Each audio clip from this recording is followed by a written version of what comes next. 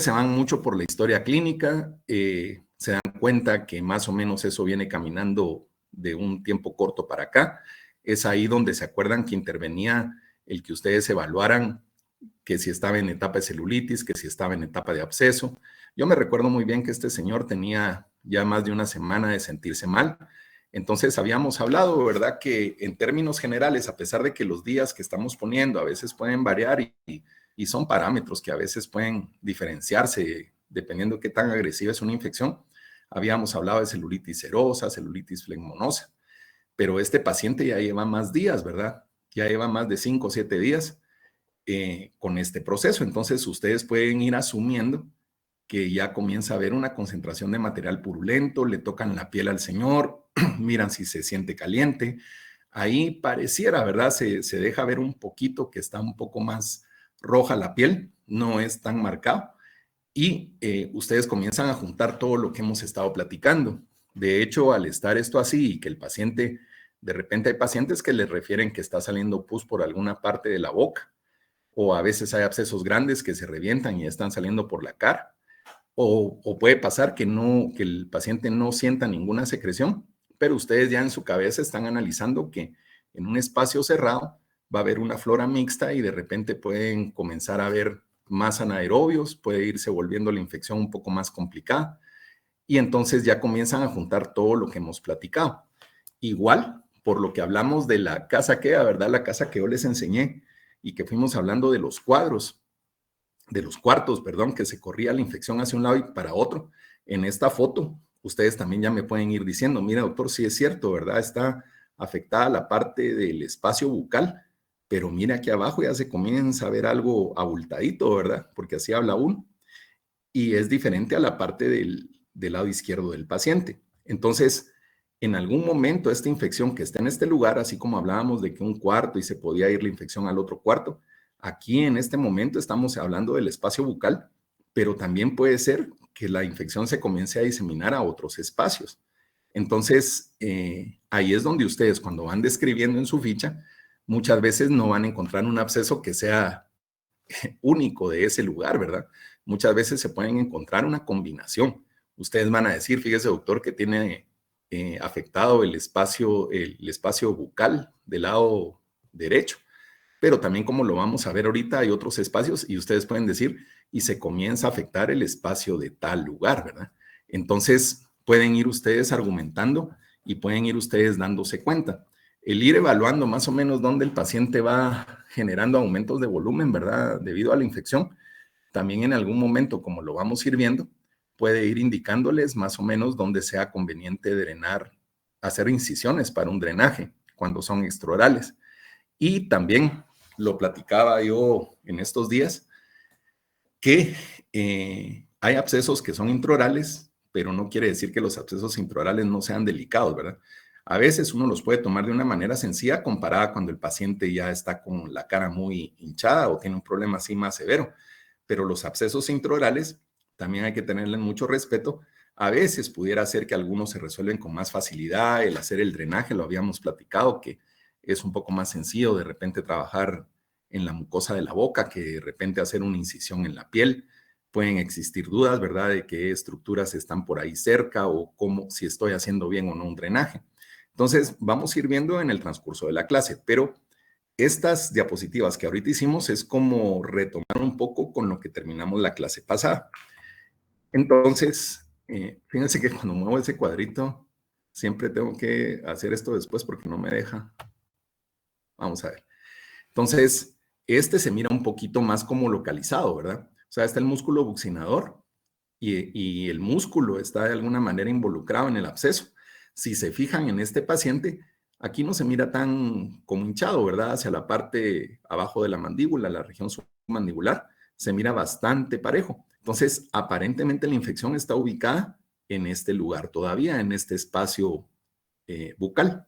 Entonces, evidentemente, como lo estamos platicando, tienen que buscar siempre un origen odontogénico porque es lo que más problemas da, pericononaritis, periodontitis o el tema de la caries, ¿verdad? Entonces, nos vamos a pasar a este. Miren, los espacios, y como lo fuimos diciendo la vez pasada, puede comenzar a sonar que yo comienzo a hablar de espacios y ustedes van a oír hablar el espacio tal, el músculo tal, y de repente se van como saturando, pero cuando terminemos de darle la vuelta a estos espacios y regresen para atrás, se van a dar cuenta que son como 6 o 5 de los, no me acuerdo, los principales, y es relativamente sencillo como ubicarlos. Vamos a hablar del espacio sublingual. El espacio sublingual tiene que ver con el músculo miloioideo. El músculo miloioideo es el piso de la boca. También igual, ¿verdad? O sea, yo estoy enfocándome en el músculo, pero tiene sus inserciones en el hueso, tiene sus inervaciones, tiene muchas cosas este músculo. Entonces, vamos a ubicarnos y vamos a hablar del espacio sublingual relacionándolo con el músculo miloioideo. Entonces, ¿qué es lo que va a pasar, verdad? Fíjense bien, porque esta misma foto se las voy a pasar en el espacio que sigue, después del sublingual. El espacio sublingual, Doctor, ¿sí? disculpe que lo interrumpa. Solo quiero saber si sería tan fino de dar el nombre, la persona que aparece con el nombre de correo Calepa Gestiones Internacionales. Es que no lo encuentro en la asistencia, en los listados, ni de la A ni de la B. Solo aparece, entró como Calepa Gestiones Internacionales. Ah, pues no sé si alguien tiene ahí ese correo o ese nombre. Lo que pasa es que Ingrid está corroborando para ir haciendo los listados ya más definitivos. Si alguien pudiera poner en algún mensaje quién está usando ese correo, pues nos ayuda y si no, también pues que aproveche la clase. Pero gracias, Ingrid. Bueno, vamos a hablar del espacio sublingual. El espacio sublingual, fíjense bien, pues, estamos hablando, voy a regresar, estamos hablando, si miran el cursor, estamos hablando de este músculo miloioideo, ¿verdad? Es el que es todo el piso de la boca, todo el piso de la boca. Y entonces, ustedes lo estarían viendo de adentro. Aquí está ejemplificado el músculo que está insertado en el hueso de la mandíbula, está ejemplificado por toda esta línea que ven ustedes acá. Evidentemente, esto es de los dos lados de la mandíbula, ¿verdad? Aquí es un corte donde lo estamos viendo por dentro.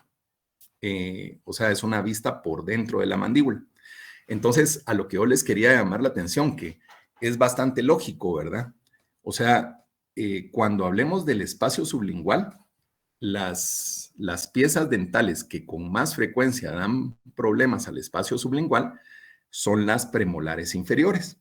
Y fíjense ustedes en este dibujo, ¿por qué es que eso es así?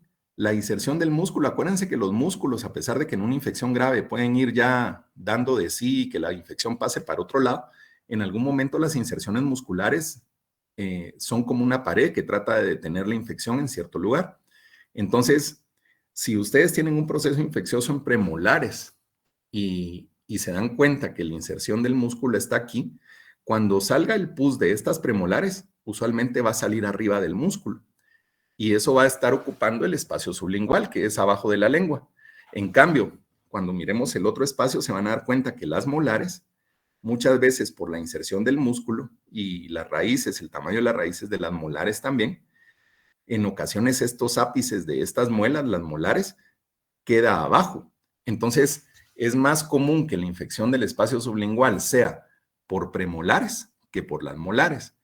Claro, aquí es lo mismo, ¿va? Ustedes se pueden topar con una premolar muy larga, su raíz larga, pueden haber variantes anatómicas y de repente decir, bueno, doctor, pero mire, aquí en este caso sí era la premolar la que estaba muy mal. Entonces uno dice, pero ¿y por qué, verdad? Si la inserción está más abajo que las premolares. Pero a veces hay variantes anatómicas, ¿va? Ustedes tanto unas piezas con raíces muy largas o muy cortas, o también la inserción del músculo a veces puede variar y estar ubicada de diferente forma. Entonces, pueden haber variantes, pero por lo común va a ser, lo más común, va a ser que las premolares les van a dar la infección. Igual, ¿verdad? Puede ser que esta molar, que está así como en la frontera, o es una molar que también puede tener unas raíces cortas. Entonces, de repente la molar puede originar una infección al espacio sublingual, como también al bucal, ¿verdad? Depende para dónde va drenando el material purulento. Que acuérdense que puede irse para la cortical bucal, para la cortical lingual o palatal en el caso superior. Y entonces puede ser una molar que tenga unas raíces más cortas y decirme, mire doctor, usted nos dijo que solo premolares, pero en ese paciente que llegó era la primera molar, esa fue la que dio la infección. y de repente pueda ser así. Entonces, lo que estamos hablando es solo datos que los pueden orientar, pero eso no va a quitarle la importancia al examen clínico y radiográfico, ¿verdad? Entonces, el espacio sublingual. Fíjense, pues ya vimos bucal, espacio bucal, músculo buccinador, molares inferiores y superiores. En el espacio sublingual, lo más tiene que ver con el músculo miloideo y las piezas que con más frecuencia dan la infección son las premolares inferiores. Entonces ya llevamos 2 espacios, ¿verdad? Y es ahí donde les platico. Esto es como que estuvieran viendo un corte, como ahora se usa mucho la tomografía. No es raro que miren imágenes como estas en estudios de tomografía. Y entonces la pieza, la premolar, está originando material purulento. El músculo está insertado aquí. Pero si de repente el músculo, el material purulento comienza a buscar salida hacia estas regiones, arriba de este músculo que está ejemplificado en este lugar, pues se va a ir abajo de la lengua. Este bultito que está aquí es la lengua, ¿verdad? Es la mitad de la lengua lo que se está ejemplificando ahí. Entonces se puede ir para arriba. Y también lo otro es que se puede ir para abajo. Entonces ahí es donde vamos a ir viendo que varían los espacios.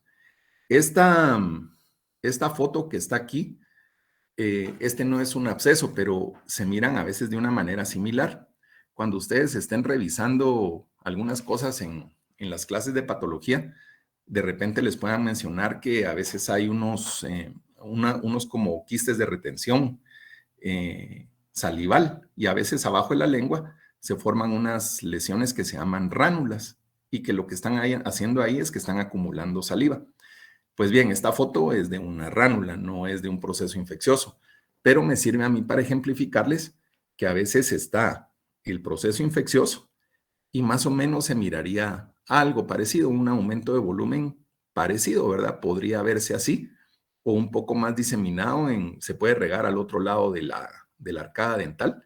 Entonces van a ver algo parecido a esto. En este dibujo, aunque no hemos llegado a la parte de hacer incisiones, aquí ejemplifican una incisión donde se corta la mucosa y de repente se puede conseguir el drenaje del absceso, más revisar cómo están las piezas dentales, ¿verdad? Entonces, ustedes tienen que estar muy pendientes con eso, pero algo así más o menos es para que tengan la idea, y la lengua se hace un poquito para arriba, ¿verdad? El absceso puede desplazar la lengua un poco y la lengua no descansar sobre el piso de la boca, sino estar levantada. Entonces, aquí, fíjense, pues, ahorita estoy cambiando de absceso. O sea, estamos hablando espacio sublingual, estamos hablando premolares y estamos hablando músculo miloideo. Ahora fíjense este otro porque es también muy fácil. El otro, el espacio submandibular, es igual el músculo miloideo, solo que no vamos a estar hablando de donde está el músculo hacia arriba, sino de donde está el músculo hacia abajo. Entonces, aquí vuelve a aparecer este dibujo. Entonces, cuando la infección es arriba del músculo miloideo, estamos hablando del espacio sublingual. Pero si es abajo del músculo y que ustedes se dan cuenta que de repente la raíz, el largo de la raíz, la inserción del músculo favorece, a veces las molares van a ser las que van a producir la infección en este lugar. Entonces, aquí es el mismo dibujo, solo que se recuerdan que el anterior, el material purulento fue reabsorbiendo hueso y fue buscando salida y salió hacia acá, ¿verdad? Pero en este caso, de repente lo hizo al revés y se vino para abajo.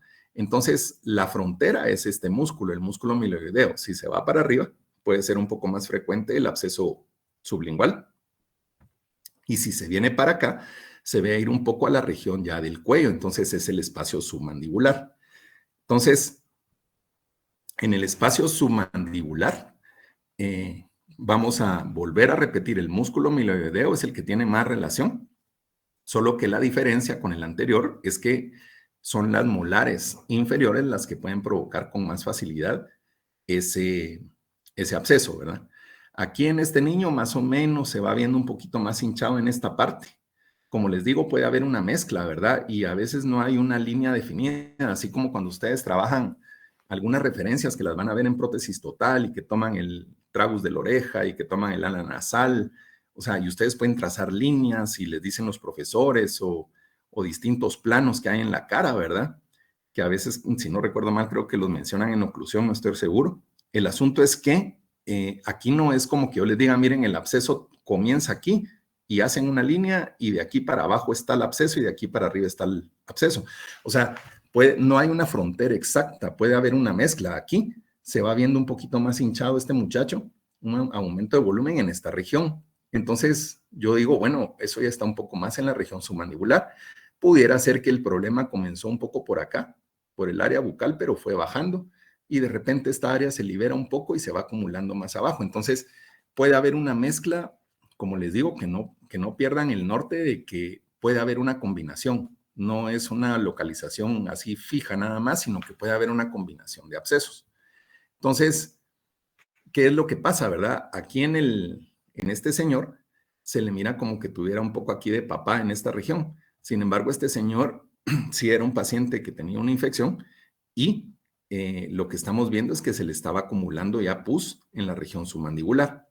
Entonces, ¿qué es lo que pasa? ¿Va? Ustedes que si uno, ¿cómo se llama?, se descuida, estos abscesos que están en la región submandibular a veces pueden aumentar y extenderse hacia adelante, extenderse un poco también hacia arriba, no es raro, y también se pueden ir al cuello, y en el momento que se comienzan a ir al cuello, también se comienza a tornar más difícil controlar la diseminación, hacer los drenajes a tiempo influye mucho. Entonces, esta foto se las pongo porque este absceso, si lo ven, se mira muy pequeño comparado con el aumento de volumen generalizado de la foto del muchacho. Aquí está como muy localizado, ¿verdad? Podría uno decir, bueno, este es un absceso pequeño, está en la región submandibular. Ustedes examinan radiográficamente y clínicamente y de repente concluyen que sí fue producida por las molares inferiores, alguna de ellas, y hacen el tratamiento, ¿verdad? Me preguntaban otro día que si en algún momento en las etapas de celulitis o cosas así podían haber tratamientos alternativos a que cuando de repente llegara el momento del absceso, a veces se habla de un drenaje, de una extracción de la pieza dental, un tratamiento endodóntico. A veces cuando el paciente comienza con el proceso de inflamación en las etapas de celulitis, claro que es donde ustedes se van a tener que auxiliar, ¿verdad? Y que les he estado diciendo que lo van a ver con el doctor Cordón, con medicamentos, ¿verdad? Con antibióticos y también pues una evaluación del paciente para ver si no se necesita un cuidado especial, dependiendo si el paciente está sano o aparentemente sano o no. Entonces, acá, ¿cómo se llama?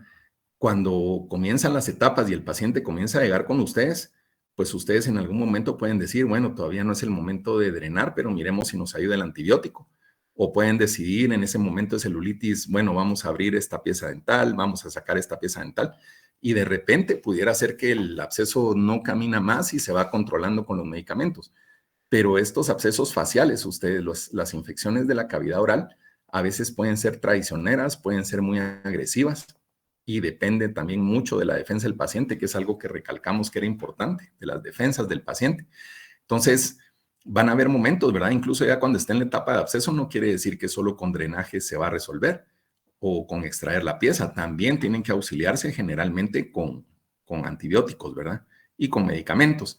Y acuérdense, ahorita nos hemos estado enfocando un poquito más a los antibióticos y hablar de bacterias y todo eso. Acuérdense que las infecciones también pueden haber infecciones muy complicadas por virus y también por hongos, ¿verdad?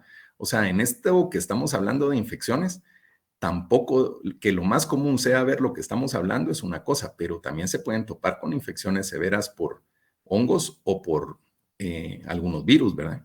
Entonces, tienen que también estar pendientes de eso. Por ahí cuando hablemos de la parótida, les voy a decir un ejemplo para que lo tengan un poquito más claro. Entonces, miren pues, luego vamos a hablar del espacio submentoniano. Entonces, ahorita ya pasamos el bucal, ya pasamos el sublingual, ya pasamos el submandibular. Y otro espacio que está muy conectado ahí, vecino a los que estamos hablando, es el espacio submentoniano. Fíjense que en su libro de Navarro, si ya lo leyeron, ahí menciona que los responsables de este espacio deberían de ser los incisivos inferiores. Sin embargo, les menciona que es un poquito raro y que lo más común es que este espacio se vea afectado por otros espacios que se infectaron antes. Entonces, yo les voy a decir ahorita para que lo tengamos claro. Ahora, aquí en este espacio, yo les puse estos tres músculos. Si se fijan, todos dicen de la barba, ¿verdad? No hay mucho pierde. Y se habla del cuadrado, de la borla de la barba, del triangular, que son los músculos que tienen como relación ahí donde estamos platicando, en el área del mentón. Entonces, es de los poquitos espacios que ustedes van a ver como que yo les menciono más músculos. Casi siempre va a ser solo uno, pero no son complicados, ¿verdad? Cuadrado, borla, triangular, y todos son de la barba, ¿verdad? Los que tienen relación con el espacio submentoniano. Entonces, este dibujo no es tampoco para que le pongan mucha atención, sino simplemente ir recordando que tenemos una gran cantidad de músculos en la cara y tenemos muchos músculos que se cruzan y como les hablaba, ¿verdad? Músculos en el cuello y todo está relacionado y todo puede en algún momento a veces complicarse o a veces inserciones de músculos favorecer a que el tratamiento se haga a tiempo, ¿verdad? Que no pase de ahí. Entonces, este es el mismo paciente, ¿verdad? La misma foto que les enseñé hace un rato del submandibular, pero me sirve la foto para ejemplificarles el submentoniano también. Si lo ven de perfil, lo más evidente es que es el área submandibular. Lo que pasa es que cuando ya lo ven de frente, se va viendo un poco como que no está definido el mentón acá. O sea, es lo que hemos estado hablando, ¿verdad? De repente hay una combinación. Entonces, fíjense bien, pues, cuando en el libro dice que de las piezas más frecuentes que pueden dar infección al submentoniano, al espacio mentoniano, son los incisivos inferiores. Sin embargo, como dice el mismo libro, no es lo más común. Y lo que sucede es que si ustedes se ponen a pensar en un incisivo inferior, ¿cómo se llama? Generalmente tiene raíces pequeñas. Entonces, como tiene raíces pequeñas, casi siempre las infecciones provocadas por un incisivo inferior se van a ver a un nivel intraoral, muchas veces drena hacia bucal, ¿verdad? Ahí en el surco yugal. Y si su raíz tuviera alguna inclinación, pues de repente un poco hacia la lengua, pero lo más común es que esos incisivos inferiores es como raro que, aunque lo lógico fuera que ellos son los responsables de un espacio submentoniano, es un poco raro. Ahora bien, en esta foto, hagan de cuenta que lo que está sucediendo es que este paciente tiene una infección y se le fue al espacio submandibular. Pero así como se corre de un cuarto al otro las cosas, ¿verdad? Como platicamos, aquí se está corriendo la infección porque como no se le ha hecho ningún tratamiento, se está corriendo hacia adelante. Entonces, yo a veces les pregunto, ¿verdad? Y les digo, bueno, díganme quiénes son los responsables con mayor frecuencia de una infección al espacio submentoniano. Según el libro, los incisivos, pero el libro hace también la diferencia, ¿verdad? Y dice que no es lo más común. Y eso es porque lo responsable regularmente de que al final el espacio submentoniano pare afectado es porque se vienen contaminando ya sea las molares o incluso las premolares, porque si se contamina y se infecta el espacio sublingual o el espacio submandibular, puede irse conectando el pus de un lado a otro y llegar al espacio mentoniano. Entonces, como que en la práctica, cuando ustedes miren una persona que está hinchada en el área mentoniana, tal vez lo más común es que va a estar asociada a otro tipo de absceso, ¿verdad? Como el submandibular o el sublingual. Y entonces ustedes van a decir, bueno, aquí voy a revisar. Y aunque yo sé que los incisivos inferiores están por esta región, lo más probable es que sean las molares o las premolares las que me están dando este problema porque lo están originando y están haciendo que el material se vaya hacia adelante, ¿verdad?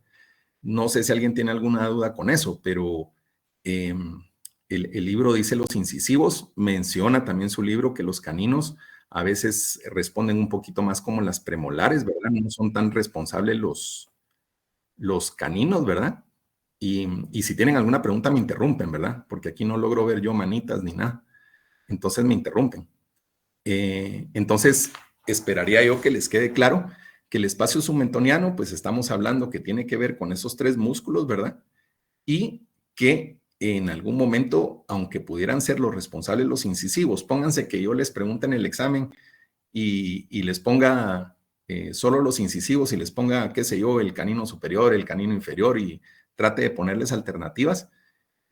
Si están los incisivos inferiores, sí, pero se tienen que fijar bien en la pregunta, porque si yo les pusiera, bueno, cuando hay un espacio mentoniano afectado, generalmente, ¿cuáles son las piezas que afectan este espacio y que tenga que ver con la contigüidad de los abscesos, con la diseminación de los abscesos?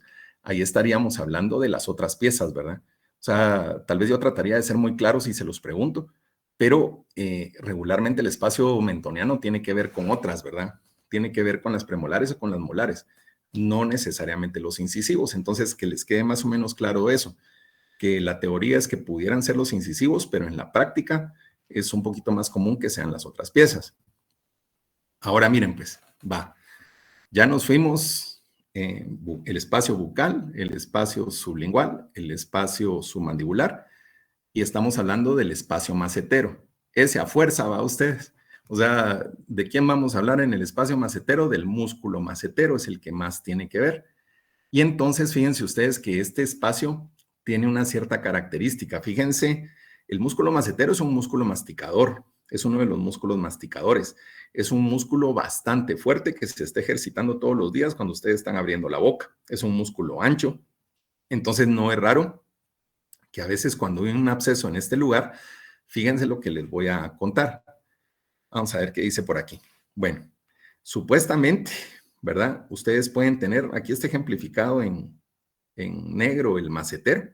Entonces estaríamos hablando que la infección estaría abajo del músculo macetero. Déjenme ver la otra foto. O sea, ustedes ven una parte lateral, tienen su músculo macetero en esta área de aquí, ¿verdad? Y entonces ustedes pudieran ver al paciente. Ahora miren, este paciente no tiene una infección. Yo solo lo puse para más o menos ver la parte lateral y ver lo del macetero, pero les quería hacer una observación. El músculo macetero es un músculo muy, muy fuerte, lo que les dije. Es un músculo muy fuerte. Entonces, a veces puede haber una infección abajo del músculo macetero y sin embargo ustedes ver al paciente y a veces no lo ven tan hinchado. A veces ustedes tocan y dicen, pero no se siente que esté abultado o que se sienta que hay líquido abajo. A veces lo sienten duro. O una confusión muy frecuente es que de repente dice la gente, pero mire, sí, tal vez es una infección, pero esto está muy duro, no está como para drenar, porque muchas veces uno va viendo que va creciendo el absceso y de repente hay zonas como más blandas, como más así que ustedes pueden manipular o tocar y que se apachan duro, pueden sentir así como que estuvieran apachando una vejiga con agua, ¿verdad? O sea, sienten que está fluctuante, sienten que está un poco aguado a pesar de que está inflado.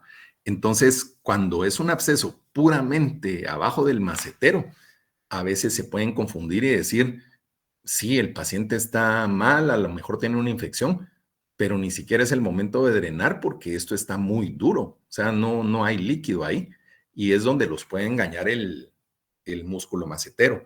Ahí es donde interviene que ustedes traten de decir, ¿cuántos días lleva así? Llevo 15 días, llevo 10 días, llevo 12 días, llevo 9 días y ustedes presumir que sí haya una infección, ¿verdad? O sea, porque se pueden engañar. Entonces, en el músculo macetero, muchas veces las piezas que influyen en la infección son también las molares inferiores.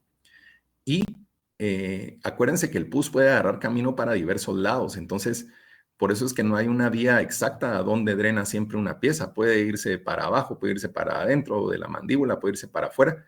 Entonces, en el músculo macetero está muy fácil, ¿verdad? O sea, el músculo, el espacio macetero, el que tiene más relación es el músculo macetero y los que provocan con más frecuencia infección son, ¿cómo se llaman? Las molares inferiores.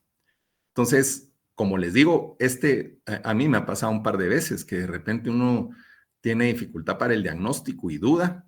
Cuando miremos más adelante que a veces se puede usar una jeringa para aspirar, a veces uno trata de ir buscando si realmente coincide con que hay pus en el lugar, ahí abajo del macetero. Así como cuando ustedes aprenden a colocar anestesia, pues en algún momento ya más o menos saben que pueden introducir una aguja cercana o lateral a la rama de la mandíbula, ya sea por la parte de fuera o la parte de dentro, se puede manipular, ¿verdad? Entonces, eso lo vamos a ir viendo más adelante, pero es un absceso que confunde ustedes, es un absceso que muchas veces uno no está seguro. Entonces, ahí ayuda la radiografía, ayuda a evaluar clínicamente cómo están esas molares, que si de repente es la tercera molar, que de repente sea la segunda, y tratar de descartar, ¿verdad? Pero es un absceso que confunde. Ahora miren, pues, ahí si se dan cuenta, es donde yo les decía, ¿verdad? A la gran, es que el doctor ya dijo tal y tal y tal, y ahorita sigue con este. O sea, comienzan ustedes a ver un montón de espacios, pero créanme que al final no es tan complicado. Entonces, ya pasaron por el macetero y ahora se vienen por el espacio canino, ¿verdad? El espacio canino, díganme ustedes qué van a pensar, ¿verdad? O sea, el espacio canino es en la parte superior y tiene que ver con el músculo elevador del labio superior. De repente hay gente que se confunde y dice, bueno, pero aquí está todo el orbicular de los labios, ¿verdad? Entonces, claro que tienen relación porque están cercanos, pero el músculo más importante que tiene que ver con la infección del espacio aponeurótico canino es el músculo elevador del labio superior. Esa es la pregunta y esa tendría que ser la respuesta a esa pregunta, de cuál es el músculo que interviene ahí. Y no hay mucho donde pensar tampoco. Si el espacio se llama canino, ¿quién va a ser el que con más frecuencia dé infecciones a ese espacio? Pues evidentemente va a ser el canino superior. Ahí se tienen que fijar porque eventualmente uno pone canino inferior en las respuestas y a veces hay gente que se confunde, ¿verdad? Entonces tienen que fijarse que diga canino superior. Alguien me puede decir, mire doctor, ¿y no podría ser la primera premolar? Pues como les digo, depende de las, a veces, dilaceraciones de las raíces, la dirección de las raíces, el alto de las raíces, y de repente estando tan cerca, pues claro que en algún momento podría decir uno, híjole, era la premolar, no era el canino, pero lo más frecuente va a ser el canino, porque es la pieza que ustedes la identifican muy bien, porque es una de las piezas más fuertes, más largas, y generalmente es la responsable de esta infección. Pero siempre, siempre estar atento a cómo se miran las piezas vecinas, ¿verdad? Ustedes. Entonces, el espacio canino, músculo elevador del labio superior. Estas fotos son de libro. Estas fotos son de libro. Y fíjense que a veces hay gente que se comienza a confundir porque a veces parece como que le hubieran pegado a uno. Los abscesos, acuérdense que no solo dan en adultos, también dan en niños. Y a veces de repente el niño se pone malo y de repente no sabe decir si jugando se golpeó o no se golpeó. Y a veces hasta los mismos papás se confunden al principio porque lo miran hinchado y piensan que se cayó. Entonces es importantísima la historia, ¿verdad? O sea, aquí esto no tiene nada que ver con traumas, sino con procesos infecciosos, ¿verdad? Entonces, lo legal sería que el niño diga, pues yo no me he golpeado ni nada, ¿verdad? Si es posible, si no es muy chiquito, y cómo se llama y ver cómo se va desenvolviendo el asunto. Pero fíjense que se mira como que a ustedes les hubieran pegado, o sea, se comienza a formar un edema, se coleccionan líquidos por ahí. Muchas veces no es, fíjense en esta foto, ¿verdad? Están en blanco y negro estas, pero aquí de repente esto está hinchado y ustedes podrían decir, doctor, entonces el pus está llenando todo este lugar y de repente no, ¿verdad? Tal vez el pus anda por acá, pero los vasos sanguíneos que están cerca de los párpados y los ojos y todo eso, son vasos a veces un poco más chiquitos.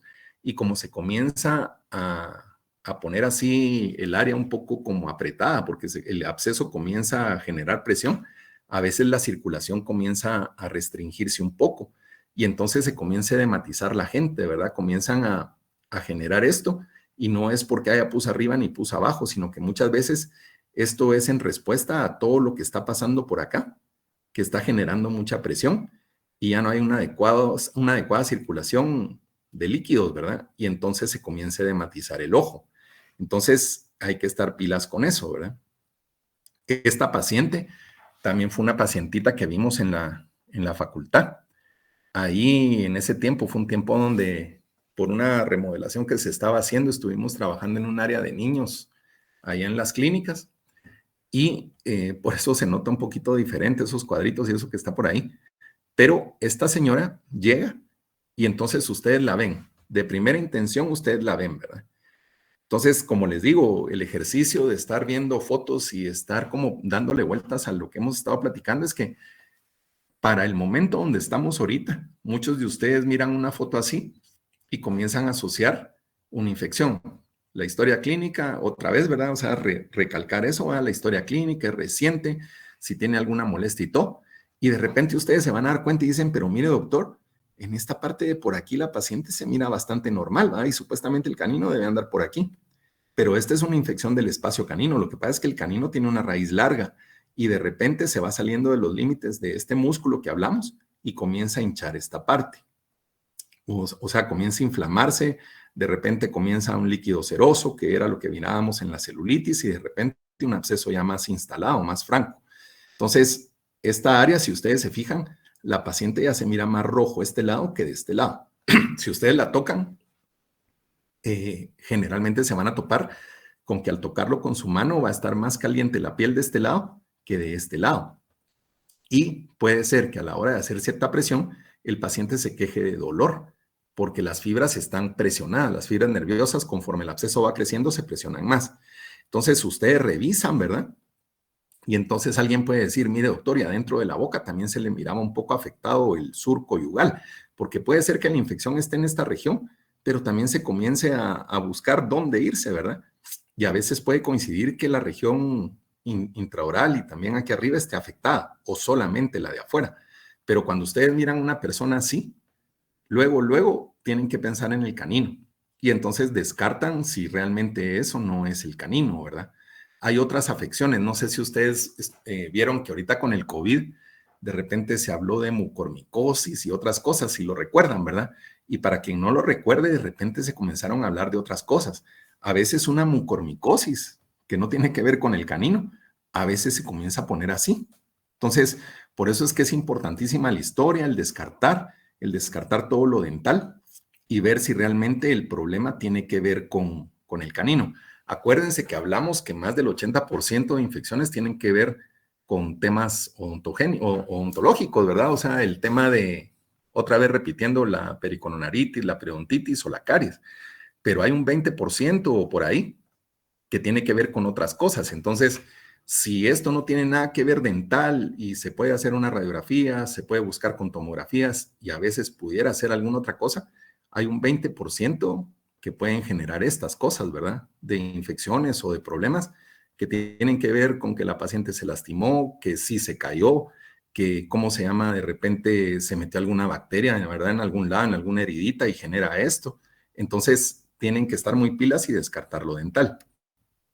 Este también es paciente de la facultad. Aquí no estaba tan marcado el absceso, pero el absceso lo tiene de este lado, ¿verdad? O sea, aquí tal vez la foto no ayuda tanto, pero aquí ya se comienza a borrar un poquito la parte de abajo del párpado y aquí, o sea, aquí se nota un poquito más y aquí se comienza como a ver un poquito más infladito.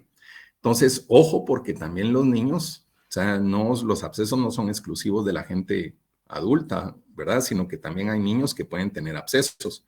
Entonces, acá en el niño, tal vez del lado que no tiene el absceso, se marca un poquito mejor el pómulo, ¿verdad? Y esta parte de acá, y se marca el párpado. Y aquí en el lado que está afectado, como que ya el párpado va estando un poquito más plano, ¿verdad? Como que se pierde un poco la definición, pero es un absceso. Y entonces, ¿qué es lo que pasa, verdad?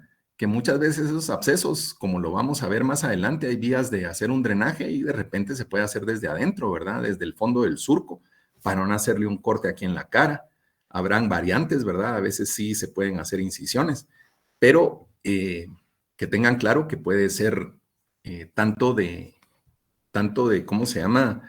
Que tengan claro que se puede hacer a veces una incisión por fuera, a veces por dentro, dependiendo cómo se van topando el absceso, ¿verdad? Y este es un ejemplo. Fíjense que este paciente fue un paciente, pero en hospital, y el paciente se dejó caminar mucho tiempo la infección. La infección fue caminando de tal forma que lo que ustedes ven aquí arriba fue porque comenzó a drenar espontáneamente por acá. O sea, el paciente comenzó eso a crecer, y como cuando ustedes ven un barrito y que ya creció tanto que ya casi que o explota solito, o ustedes lo apachan y sale material, ¿verdad? Entonces, aquí el paciente se diagnosticó, tenía que ver con una pieza, con el canino superior. El señor se dejó pasar mucho tiempo y cuando busca atención médica o que se atrasó porque lo que platicamos, ¿verdad? Que le recetan 1000 cosas a la gente antes. Pues aquí lo que sucedió fue que el material comenzó a buscar salida por aquí. Sin embargo, para ayudarle un poquito más por dentro de la nariz, se trató de hacer una incisión y llegar a esta región para tratar de ayudarle. Por eso ven ustedes un drenaje por acá, por dentro de la nariz, que pudo haber sido por dentro de la boca también, ¿verdad? Pero el señor ya estaba bastante afectado y se había ido localizando la infección acá. Ahora, esta foto que está aquí a la derecha, fíjense que esta también es del libro, pero lo que yo quiero que aquí se den cuenta, las infecciones pueden irse propagando de un lado para otro a través de la vía sanguínea y todo, porque se acuerdan que las bacterias pueden ir destruyendo vasos sanguíneos, se va formando tejido necrótico, entonces ahí hay músculo, hay vasos, y las bacterias pueden encontrar una vía de entrada al torrente sanguíneo. Entonces, en estos abscesos del espacio canino, fíjense pues, se los voy a regresar aquí. La señora En este caso está hinchada de acá y ustedes dicen, ah, fijo de repente el canino izquierdo y coincide y qué bueno, ¿verdad? El canino del lado izquierdo de la señora y entonces le hacen su tratamiento. Pero si esta señora se tarda en llegar a recibir atención, a veces de repente ustedes, así como en esa foto que más o menos se aprecia, pudiera ser que ustedes vieran una imagen similar de este lado. O sea, pónganse que esta señora llegó a los 10 días, pero de repente no la vimos y de repente llega a los 20 días y puede ser que esté más complicado solo un lado o puede ser que ustedes también miren malo el otro lado. Y entonces ahí van a decir, ah, puchis, pero entonces son los dos caninos que están malos, pero no. O sea, el problema principal, por ejemplo, comenzó en el lado izquierdo, se comienza a afectar, pero en esta área de la nariz, por ahí teníamos nosotros aquí en la unidad de cirugía el doctor Bernal Herrera que hablaba mucho de que en esta región es el triángulo peligroso de la cara, ¿verdad? Básicamente la forma de la nariz, ¿va ustedes? Es el triángulo peligroso de la cara, le llamaba él, porque en esta región existe una circulación que no tiene mucho tipo de válvulas ni nada, sino que los torrentes circulatorios caminan de una manera bastante libre. Entonces, pónganse que aquí se comienza a dañar una arteria, una vena, y comienza a circular la bacteria. Muchas veces se comienza a meter a esta área de acá, que le llamamos triángulo peligroso de la cara, porque la infección se puede diseminar, ya no solo porque el pus pase de aquí para el otro lado, sino porque las bacterias comienzan a regarse y comenzar una infección tanto de aquí para adentro de la cabeza como para acá para un lado. Entonces, tienen ustedes que estar pilas porque si el absceso del espacio canino no se trata a tiempo, aquí, por ejemplo, este está un poquito afectado aquí, un poquito en este lado, se puede diseminar al otro lugar, más que todo porque las bacterias se encuentran camino. Entonces, no sé si hasta ahí vamos claros, ¿verdad? Si no me interrumpen, por favor. Y vamos a tratar de hablar unos 10 minutos más en esta clase. Bueno, en esta área que estamos hablando, que se llama triángulo peligroso de la cara, fíjense ustedes cómo se llama, que en esta región de por aquí atrás, si ustedes pudieran quitar la nariz y se meten un poquito adentro, se van a encontrar una estructura que es el seno cavernoso. Entonces, el seno cavernoso es un espacio que a veces puede ser susceptible de infectarse, principalmente por lo que estamos platicando, ¿verdad? De que comienzan a circular bacterias y se comienzan a meter. Entonces, una de las complicaciones, fíjense que, ¿se acuerdan cuando mencionamos algunos signos y yo les puse una pupila que estaba dilatada y les hablé que a veces habían problemas neurológicos con una infección? Pues en estas infecciones, ¿verdad? En esta infección del canino, del espacio canino, si no se trata a tiempo y se comienza a meter a este triángulo peligroso en la cara, se pasa para el otro lado, para adentro, puede ir llegando al seno cavernoso. Y entonces resulta que ahí pueden haber ya complicaciones neurológicas, todo se comienza a conectar, ¿verdad? Y entonces, cuando yo les pregunte una complicación, si les pusiera la pregunta, ¿verdad? Y les dijera, miren, ¿cuál es una complicación así bastante severa de un espacio canino infectado? La trombosis del seno cavernoso puede pasar. El seno cavernoso, como les digo, es un lugar y en algún momento es un lugar que puede poner en peligro la vida, ¿verdad? Se forman trombos en ese lugar y a veces los trombos pueden ser tan grandes que pueden impedir circulación y en algún momento falla la circulación hacia los pulmones y el paciente se puede morir. Entonces, ahí son lugares donde definitivamente ni el dentista ni el maxilofacial probablemente van a entrar a resolver ese problema. Probablemente va a ser un neurocirujano o alguien con alguna especialidad de ese tipo, porque ya se sale de la capacidad de lo que nosotros podemos hacer. Sin embargo, si el origen fue el canino y todo eso, pues evidentemente habrá que tratarlo para que la infección en algún momento pare, ¿verdad? Que pare de producir pus. Y entonces la trombosis del seno cavernoso es una complicación que sí les puede llevar a una muerte, ¿verdad? Fíjense que a lo que se refiere el término proptosis es que a veces los ojos se pueden ver como saltados, porque comienza a haber ya complicaciones neurológicas, cierta presión de infección, de líquido infeccioso. Puede haber fiebre, que es muy normal en las infecciones. Comienzan a haber a veces problemas neurológicos porque ya va ascendiendo la infección a un nivel superior. Así como en la parte de abajo, en la parte de la mandíbula y todo esto de la cara, se puede ir también hacia la mandíbula y el cuello, perdón, y se puede ir hacia el pecho. También aquí puede subir al área cerebral. a través de vías como las que estamos platicando. Entonces el paciente neurológicamente comienza a verse afectado. La oftalmoplejía es que el paciente a veces trata de hacer movimientos, pero no puede controlar sus movimientos, y el que más se complica es el movimiento del ojo hacia arriba. O sea, el paciente trata de hacer movimientos, de decir yo voy a mover hacia la derecha mi ojo, hacia la izquierda, y a veces no lo puede controlar. Y a lo que se refiere de abajo de la paresis de los nervios oculomotores, es que se pierde un poco de fuerza en los músculos que mueven el ojo, y entonces el paciente no puede mover tampoco. Si el lado afectado es solo el de un lado, o se comienza a afectar más un lado que el otro, a veces hay un lado que la persona va a mover su ojo de una manera más normal y en el otro no, ¿verdad? Entonces, fíjense que esto también es un tema que se sale ya un poco incluso de las capacidades, como les digo, de nosotros como maxilofaciales o dentistas, ¿verdad? Y entonces, esto es como mencionarlo para que ustedes lo oigan, para que ustedes sepan que un absceso dental puede llevar a complicaciones muy severas. Y entonces estas ya tienen que ver de alguna manera con el tema neurológico. Igual, cuando hablen con el doctor Cordón de antibióticos, hay antibióticos que pues entran y actúan y todo, pero hay antibióticos como el cloranfenicol, que se los mencionará tal vez el doctor, que sí tienen la capacidad de atravesar la barrera hematoencefálica, ¿verdad? O sea, tienen capacidad de meterse a ciertos lugares arriba donde les pueden ayudar con una infección. Entonces, también cuando se recetan antibióticos, en algún momento ustedes pueden tener opciones.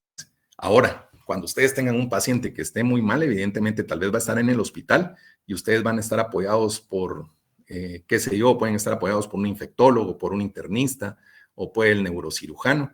Y de repente ellos en algún momento van a considerar el tema de qué es lo mejor en tema de antibióticos y los pueden auxiliar a ustedes, ¿verdad? Para que se tomen las mejores decisiones.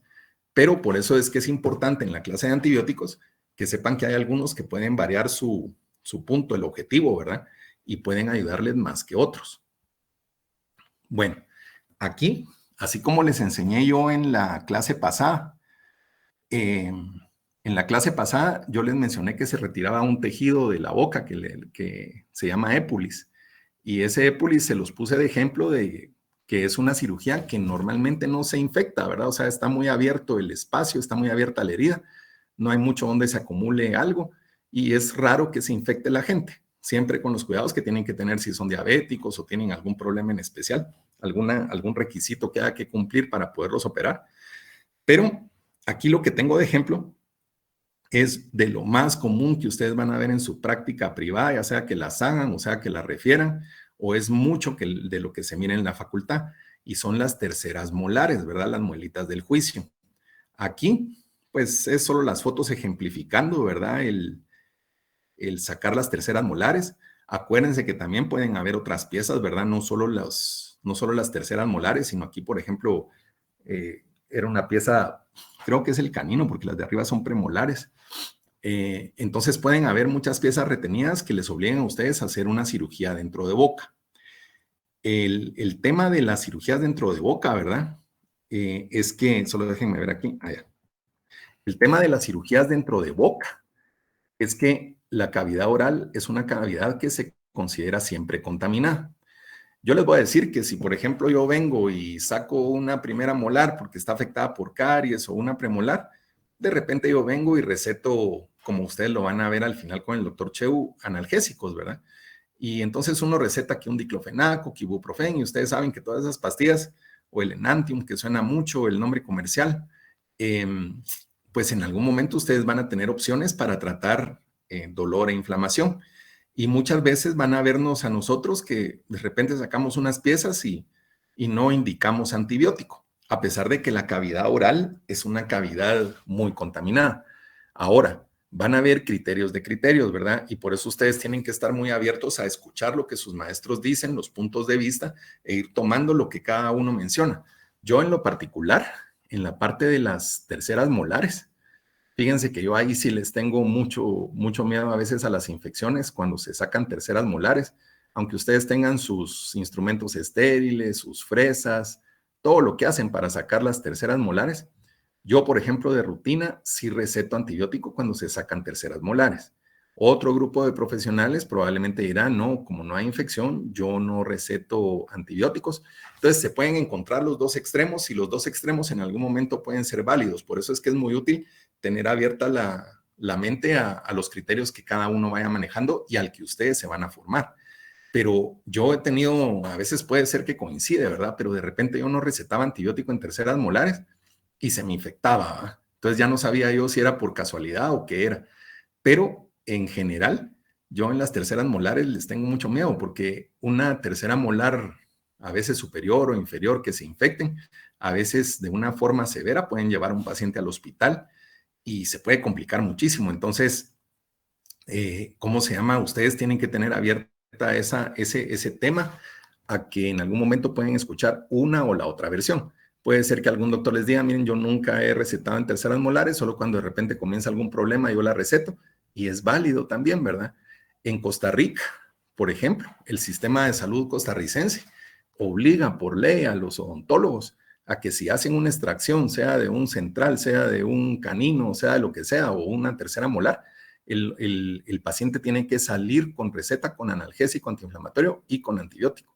Entonces, a veces se puede caer en el tema de sobremedicar, de que la gente dice, mire, es que para cualquier cosa le dan antibiótico y puede pasar, ¿verdad? Entonces, en mi criterio, en el personal, y será diferente con los otros profesores, es como se llama que, o puede ser similar, yo sí lo manejo así. Entonces, en estas piezas retenidas, acuérdense que la cavidad oral, aunque ustedes den un buche de clorexidina o lo que sea, siempre van a haber microbios y a veces cuando se hacen colgajos, ¿verdad? Cuando se levanta el tejido para poder ver el lugar, porque si lo miran aquí, ¿verdad? Aquí también está la muela, pero aquí ya se levantó la encía, lo que miran aquí es el hueso.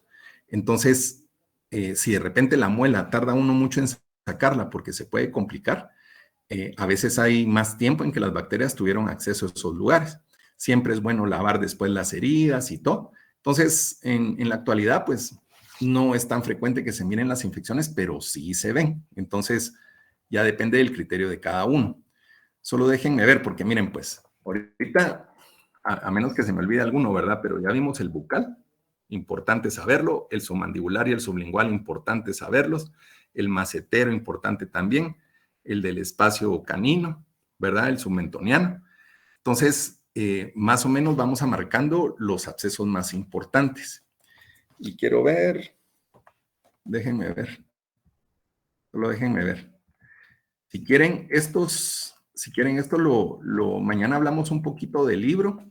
Tal vez de repente mañana si hay oportunidad que alguno de los profesores también comente cómo maneja usualmente el tema de las cirugías, ¿verdad? Que el propósito de la clase también es que ustedes miren que tiene una parte práctica, ¿verdad? Que no es solo hablar, sino que derivado de una cirugía que ustedes consideren que puede ser sencilla, se puede originar un proceso complicado. Entonces, ahorita los abscesos que pasé, porque si se fijaron, este último dice cigomático temporal, pero el canino y los que les mencioné que nos vamos para atrás, ¿verdad? Sí, los que mencionamos. Esos son como que muy cercanos a nosotros, muy que los vamos a tener muy familiarizados. Después el otro que comienza ahí con un espacio infratemporal y otro que dice parotidio más adelante, probablemente los miremos un poco más lejanos, aunque están en la misma región, ¿verdad? Facial. Pero entonces, si quieren, vamos a comenzar mañana con el espacio cigomático temporal. De repente chequeamos para ver ustedes cómo leyeron lo del libro y cómo lo ven.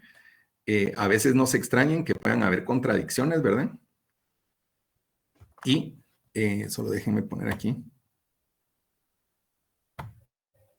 Entonces, no se extrañen que a veces puedan haber contradicciones en los libros. Y por eso sirve a veces leer o aclarar, ¿verdad? Mire, doctor, ¿por qué dijo esto? Pónganse que si no hubiéramos hablado del espacio submentoniano, ustedes dirían, doctor, pero ahí dice que son los incisivos y usted dijo que podían ser también los otros. Entonces ahí nos vamos poniendo de acuerdo, ¿verdad? Vamos viendo que es posible que puedan ser los otros y no solo los incisivos. Pero entonces tienen que tener ese criterio, ¿verdad? Cirugía es un campo que a veces las cosas que uno piensa que van a pasar no pasan. Cosas que se complican, cosas que a veces al contrario salen muy, muy bien de lo que uno esperaba. Una cosa que uno pensó, fíjense que uno saca una tercera molar y de repente le dio la vuelta y la muela salió y el paciente se queja de parestesia y se queja de molestias y ustedes no se quitan de encima a ese paciente porque le molesta todo y de repente tienen una cirugía donde en el fondo del alvéolo hasta a veces se ve de vez en cuando el nervio, ¿verdad? El dentario. Y de repente uno le dice al paciente, mire, seguro va a tener una sensación de anestesia y del paciente, y después el paciente nada, va usted, y se siente nítido y no le pasó nada y dice uno, bueno, pero y entonces, ¿verdad?